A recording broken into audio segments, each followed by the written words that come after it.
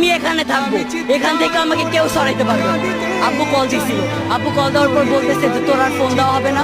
আম্মুকে কল দেওয়া হয়েছিল, আম্মু বলতেছে তোর তুই তাড়াতাড়ি বাসায় না, তোর বাসায় ঢুকে দেবো। আমি বলছি যে আচ্ছা, আমি বাসায় ঢুকবো না, আমি বাইরেই থাকবো, রাতে আজকে বাইরেই থাকবো, 2-3 দিন তুমি চেষ্টা করো, যতদিন না বিজয় হইতেছে। আমার আজকে ভাইয়েরা কোটার জন্য সুইসাইড করতেছে, আমার ভাইয়েরা চাকরি পাইতেছে না, সুইসাইড করতেছে। কেন করতেছে? আজকে ভাইয়েরা করতেছে, ভবিষ্যতে কি আমরা সুইসাইড করবো না?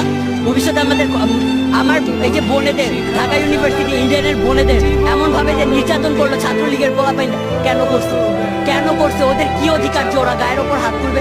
আজকে আসার আগে পুলিশ আমাদের ধরছে, ভিডিও আছে আমার কাছে, আব্বুর থেকে ফোনটাই নাম ভিডিওটা ভাইরাল করবো। পুলিশে আমাদের হাত ধরছে, কেন? আমাদের গায়ে হাত দেওয়ার ওদের সাহস কিসের আছে?